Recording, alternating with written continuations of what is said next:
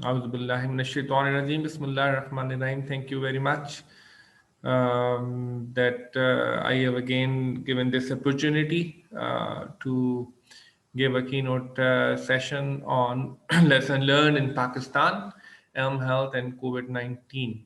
Um, this time, due to the COVID, it is not possible to be there in the city of Shiraz. I had a wonderful experience last time when I visited the Shiraz University of Medical Sciences for this mHealth Congress.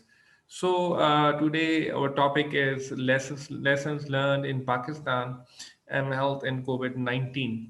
My name is Dr. Nadeem Mahmood, and currently I am associate professor and chairman Department of Computer Science, University of Karachi.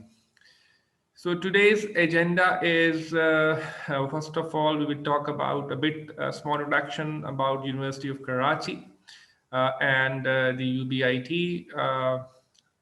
Then we'll talk about some of the Pakistan demographic data and health sector data to understand the scenario in which we are giving this speech. Number three is regarding what happened the last year till March, that how COVID-19 affected the citizens of Pakistan.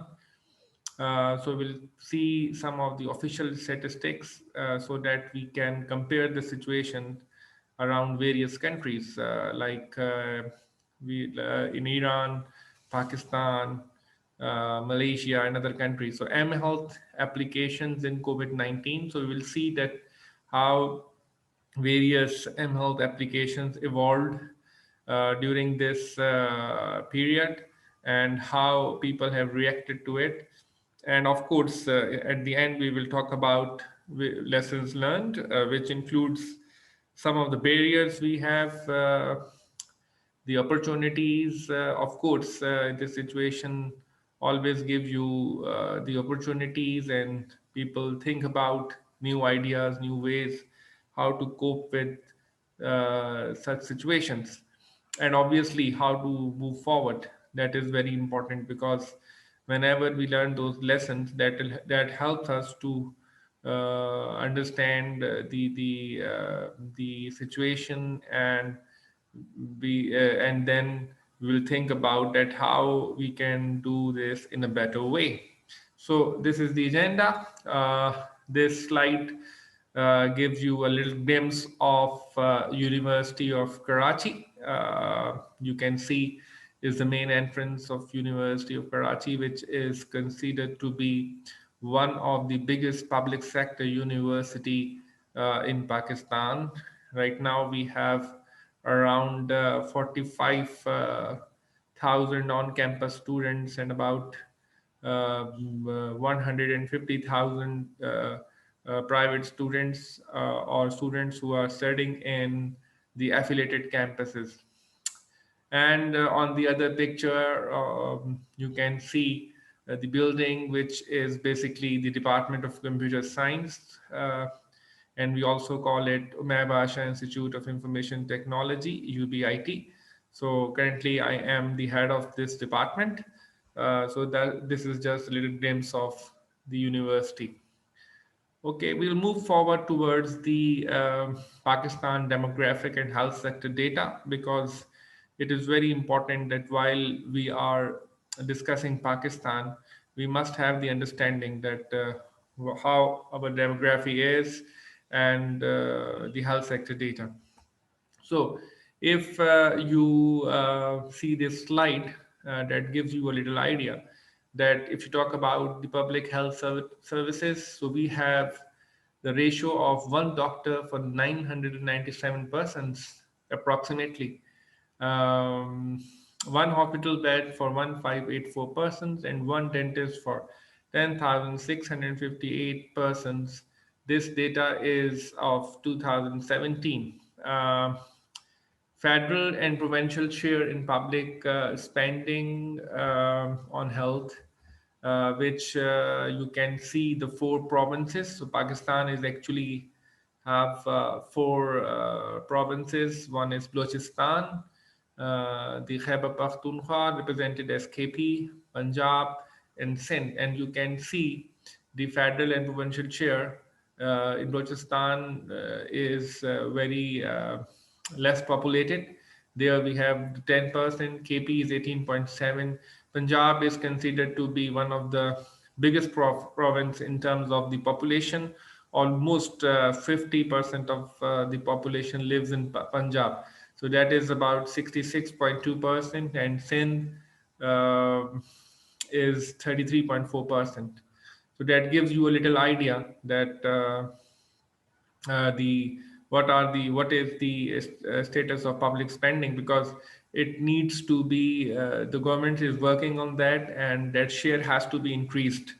Public expenditure on health, that is 0.46% of the GDP in 2006 and 17, a 9% increase compared to last year. Per capita health spending is 36.2, below World Health Organization's $86 benchmark for low income countries. So still there is lot of to be done, and the government is also thinking in that direction, that how to increase it.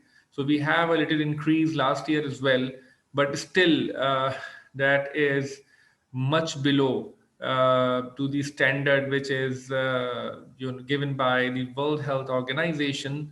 And of course that is one of the you can say a biggest problem we have. So health sector of Pakistan, if Pakistan, we talk about Pakistan, is a large country with respect to an area of 796,100 kilometers and an estimated population of 200 million, making it the fifth most populous country in the world. So, of course, Pakistan is a big country. And in terms of population, as you can see, that we are in the topmost countries. When we have that much of population, we need to have a better public health resources, or we must have a increased expenditure in the public health services. So in Pakistan, 72% of the population lives in the rural areas, and 28% of the population lives in urban areas. A consistently high population growth rate exceeds 2% annually has led to Pakistan being quite a young nation, with over 35% of its population being under the age of 14.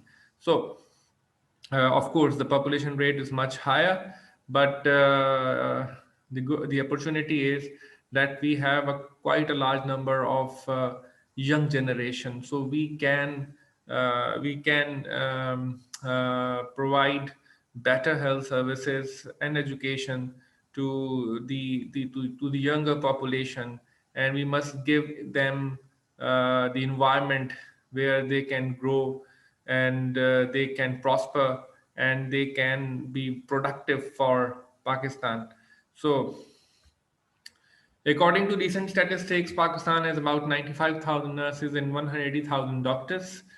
By the way, Pakistan in Pakistan, people are very much, very much in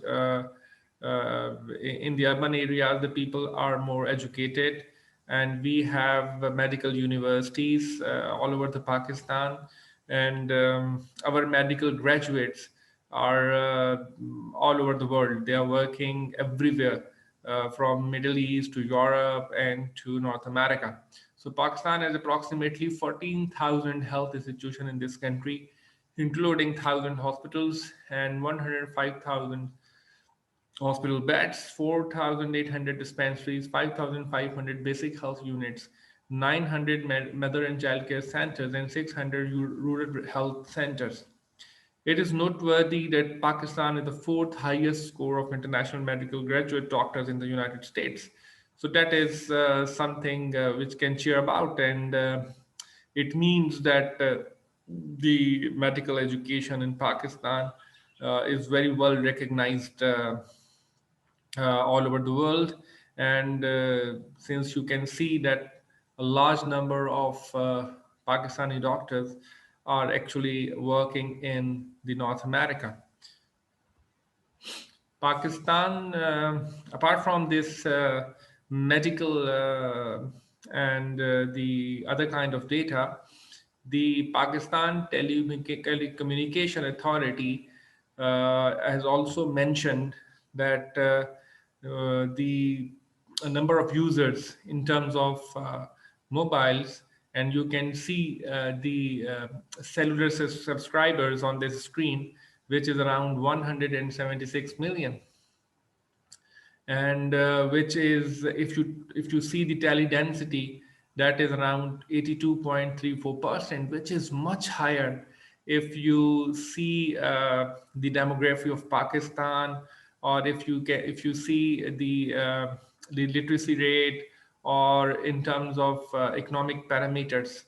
So that is something which is very significant.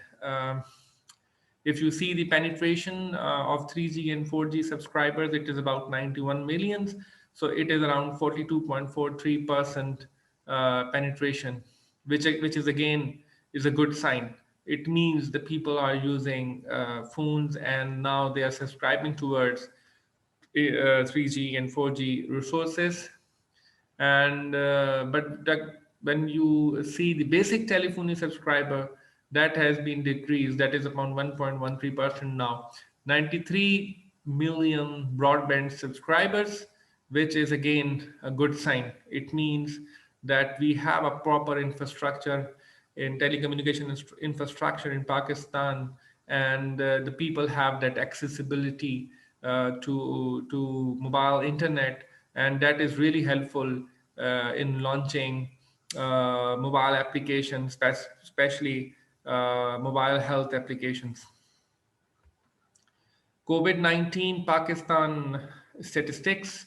So that is a picture which is being represented on the government website, the government of Pakistan, and on the official portal www.covid.gov.pk, which was initiated last year in March 2020 by the federal government. And the good thing about this portal is that it gives a daily statistics of active cases, confirmed cases, deaths, and recoveries. So on the right hand side, you can see the map of Pakistan, and here you can see the Balochistan, Sindh, Punjab, Khyber Pakhtunkhwa, along with the capital territory, that is Islamabad, and Azad Jammu Kashmir on the top. And you can see the representation in terms of the confirmed cases. So here you can see on the table that we have the confirmed cases, active cases, deaths, and recoveries. So that data is consistently updated on that website since March 2020. So that is really helpful to see the current situation. So daily change in the new cases that you can see on this screen, that since the 24th May 2020 and now till 27th Jan, you can see that the position of the new cases. So it took the peak in around June in 2020. Then it came down. Then again there is a rise, and then again there is a decline. So it is like up and downs according to the weather conditions, according to the new spread of viruses or new strain of viruses. So we have that data available. Uh, if you talk about the comparisons, here you can see on the left about the total cases, total confirmed cases, total deaths, and total recoveries. That is since 2020 to since 2021. You can see that there is considerable control. You can see on the screen. So the total recoveries is increasing, and of course, the total confirmed cases are also declining. And on the right hand side, you can see the daily test and the new cases distribution. So you can see initially when that COVID started, uh, the number of tests were slower at that time because we didn't have the kits to test the masses. So initially, our uh, test you can see on this graph is on the lower side, but as soon as we have received those kits, and then there is a considerable rise in test done data, and that data is being obtained by all the public sector hospitals, the private sector hospitals on the official portal. And of course, as we are testing, of course, the new test cases also arised. And this picture also shows that we had a peak on around June, end of the May and June 2020, and you can see that is the highest peak. And there you can also see that there we have the test done data is much below than the new cases. But later on, you can see that there is a considerable, you can say, uh, steep curve, and there you can see that we have the more test done data, and number of tests increased, and of course the new cases you can see drop down. And but again, it rose in the end of the 2020, and we had a small peak. So but still I can say that things are under control, and there is no panic uh, among the population, and largely the activities are in the country is moving on. So we here you can see the new cases versus newly recovered in Pakistan. Here you can also see that data is only available for January 2021 to Feb 8 2021, and there you can see also there is also a drop down. So daily tests conducted in various provinces of Pakistan. Here you can see that the comparison, and that gives you a good picture that how we have controlled the situation. So here I'm representing some of the pictures taken from various hospitals, and you can see that various steps have been taken. um, Isolation centers, the establishment of isolation centers, the provision of ventilators, and provision of the special equipment to health workers, and obviously the implementation of SOPs, which is necessary as per WHO. And the government of Pakistan spend a lot on all these things, and they have tried to make sure that they give the best environment for their health workers or doctors to work in the hospitals, in the field hospitals, to provide the emergency relief to all those patients. Uh, okay, and for that purpose, the government also uh, have gone through with public messaging, mass public messaging through TV, through radio, through internet, and through mobile telephone messages. So they have also introduced the message for COVID on mobile tunes, and that mass coverage really help the people to understand the problem itself, and that really helped uh, to educate people, and therefore we have good results. So we have the helplines, we have messages available there in English, in our national language Urdu, and also in all regional languages as well. So that is one thing which we have done. The various mobile health application have emerged during this period, and that is one of the application which is launched by the government of Pakistan, which is an official mobile application, and that provides a complete picture, because we have that application with ourselves, and it gives you all the data, that number of cases, total number of cases, deaths, and also you can find out the location.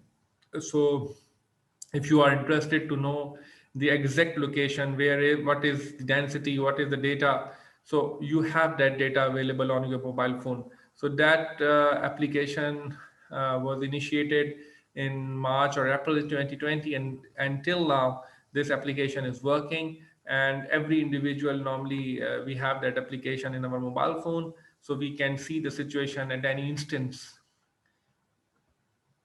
That is one application which is being launched in that period, that is called Corona Check, that allow users to conduct self-assessments at home while raising awareness of measure to prevent COVID-19, which is being launched by one of the biggest public sector university and renowned public sector university, that is Afan University Hospital.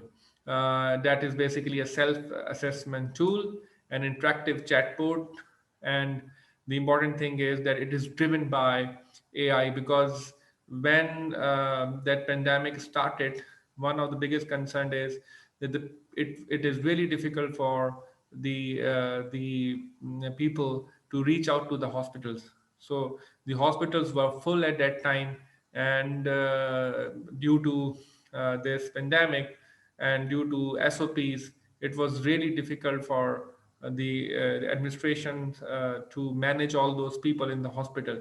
So it was a need at that time to come out with such applications so that people can interact from their home, and they can be provided health services as they require.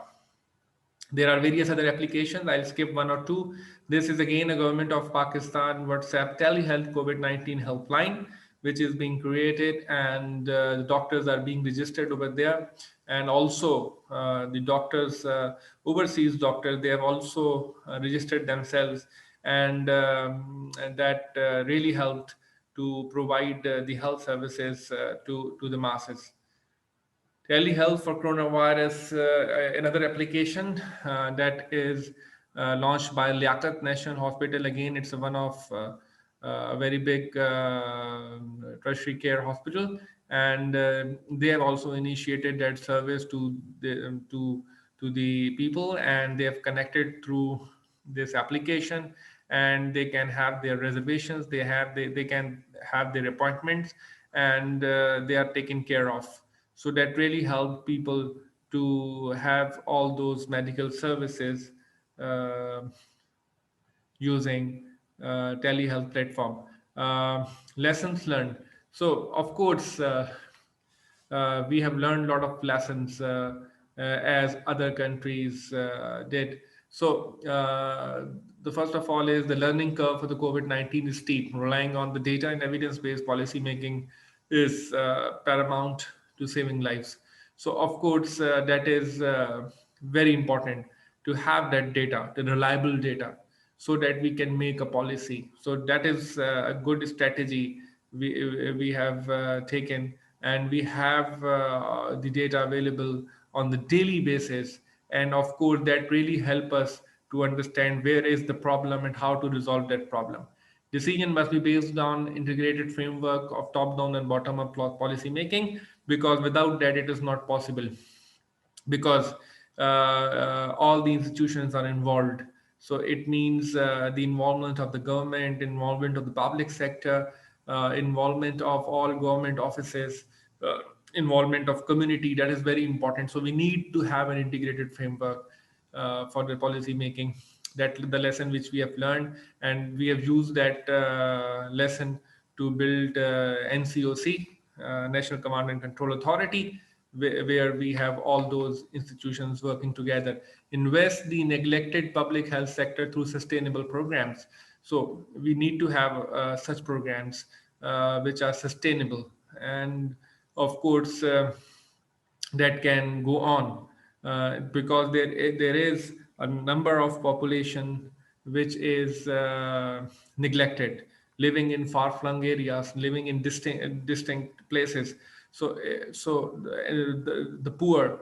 So we need to address those people, because otherwise, in such situations like COVID, if we are not serving them, then we will be in trouble. We cannot control this pandemic. Public engagement through effective government messaging is instrumental, which is done by the government of Pakistan, because mass public messaging program was initiated, and that really helped us.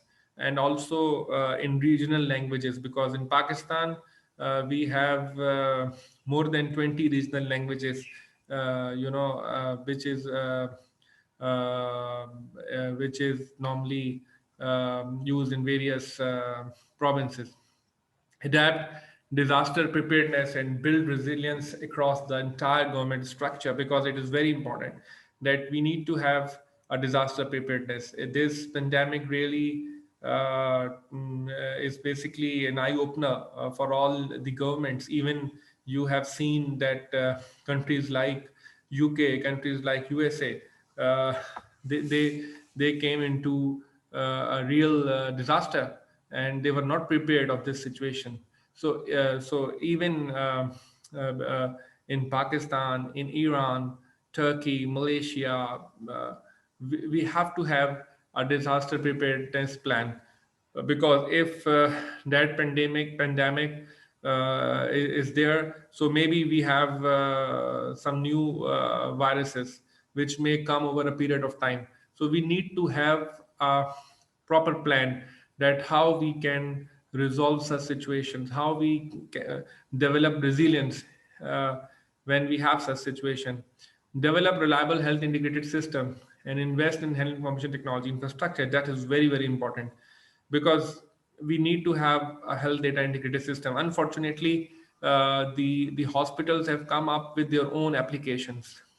The hospitals normally don't share data with each other, but in COVID situation, due to the integrated framework, all the hospitals were forced to share the data of COVID patients, so that we have the clear picture of Pakistan. So, but we need to have that data integration system, in future.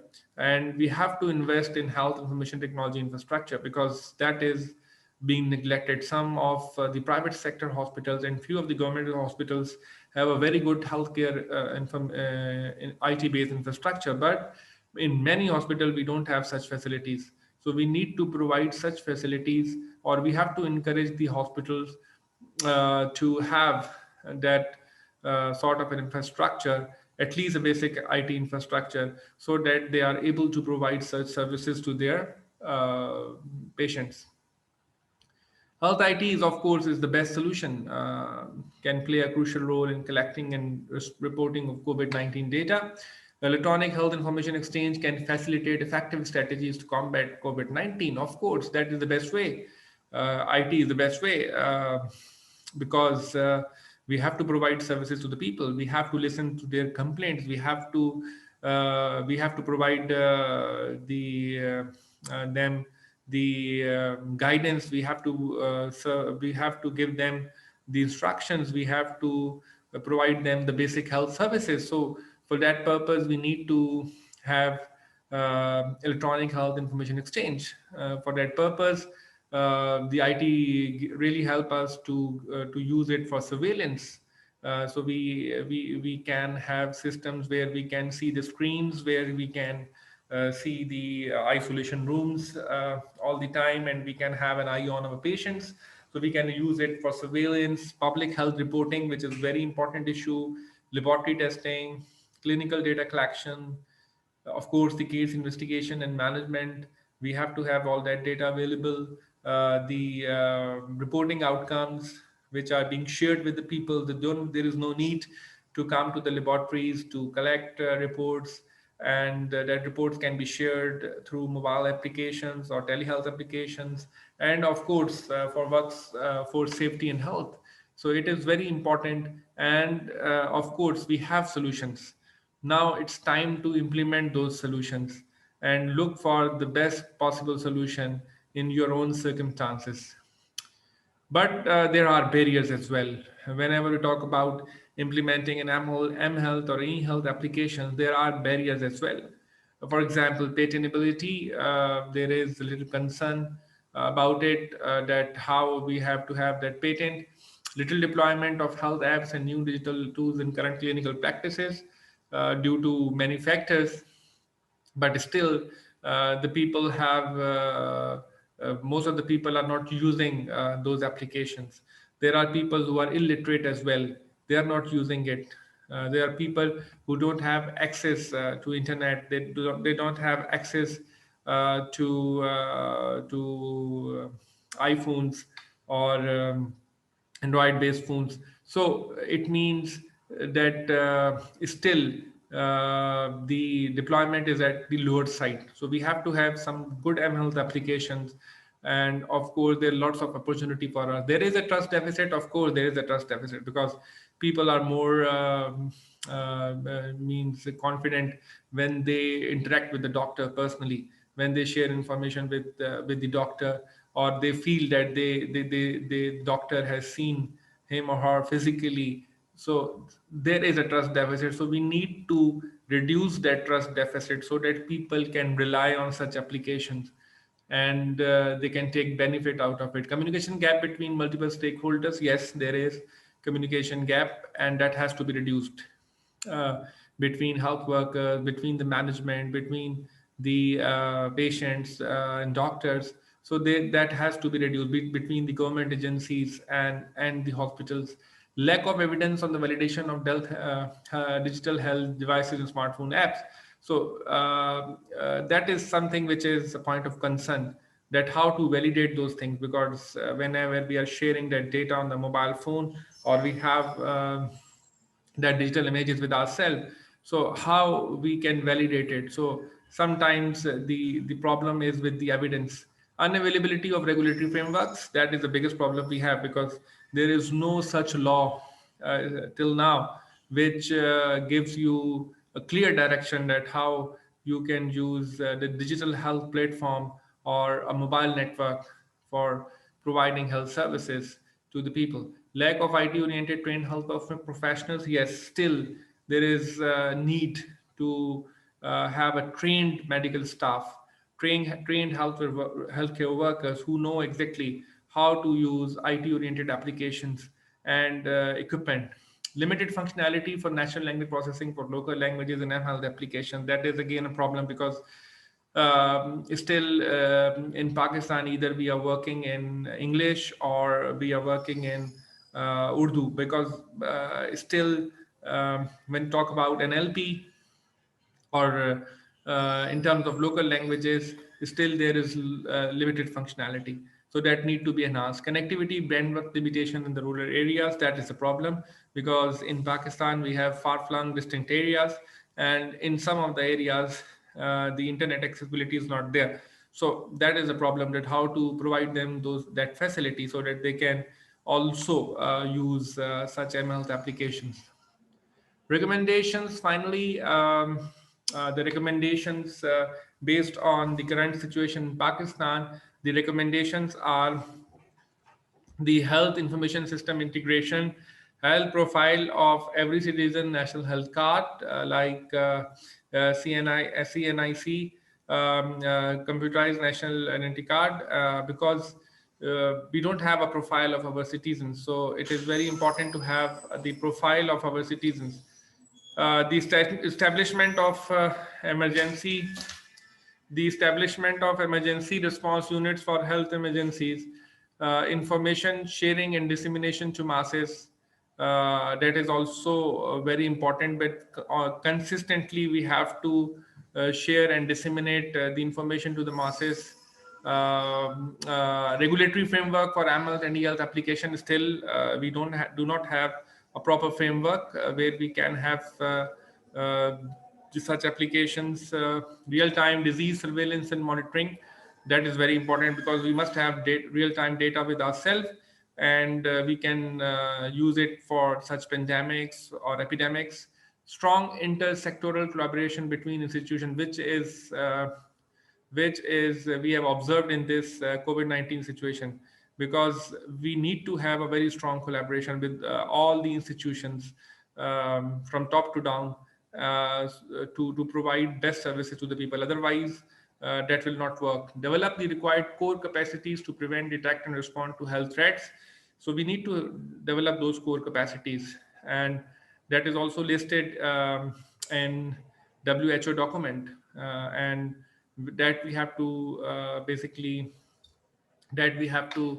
develop extensive training of information and communication technology to healthcare professionals. That is also a consistent feature. We need to provide such trainings to the healthcare professionals, and not only provide health the trainings as well. We need to have health IT certifications given to the health workers. Community engagement, that is also a recommendation, because without the engagement of community, we cannot take the benefit of such services, because we need to educate the community, we need to involve the community, because government cannot go everywhere. We need to educate the people, we need to develop awareness among them, so that they can be engaged themselves. And we need to develop mobile applications which are accessible to masses with regional language support, that we have discussed earlier on. That is very important, because otherwise they will not be able to use it, and we cannot achieve our objective. Plan for swift provision of basic health facilities to patient in lockdown situation. Now, what happened in this COVID-19 situation, that we had that lockdown. So that lockdown may come again. That lockdown may come again, because if it happened in 2020, so the important lesson is that we may have such situations in future where we have lockdowns. Previously, we didn't have that idea, that how to respond in lockdown situations, because people are just they are forced to be there in their homes, and everything was shut down, and people have no accessibility. So in that situation, we need to develop such a system where we can provide services to our people, basic services to our people. Otherwise we will end up into a mess, because in lockdown situations, if we are not able to provide basic health services or other services to the citizens, then it will create a great panic among them, and the situation may get worse. Plan for swift provision of basic health facilities to patients in lockdown situations. And last is to minimize the digital divide. That is the problem we have. That is their digital divide, because the people who have the wealth, they have accessibility of everything. Uh, they can have a better broadband services. They have the technology. The universities which have fundings or strong support, they have a proper infrastructure. But there are a lot of people who don't have the capacity to have such services, and obviously which creates a digital divide. So we have to minimize the digital divide by providing special incentive to the people or to the organizations who are adapting health IT, or the people who are using 3G or 4G platforms. So these are our recommendations based on the experience we have. There are such some references which I have used for this presentation. Uh, Mutashakram, and I end this presentation by the quote of Hafiz, that the light will someday split you open, even if your life is now a cage. So thank you very much for listening me, and I am there to respond to your queries. My email is also there. So if you have any further questions, or you want to know that how we have achieved success in Pakistan, or what is basically what are the lessons which we have learned and how we can help each other to resolve our common issues. So we have we can also work together. We can learn from each other. So the same situation happened in Iran, same situation happened in Turkey, same situation happened in Middle East, in Malaysia. So we need to interact with each other. We have to develop also an international forum where we can sit together and to to devise a common strategy to cater such situations. Thank you so much for listening me, and I will also thank to the administration for inviting me again on this forum. So I am really honored. Thank you so much.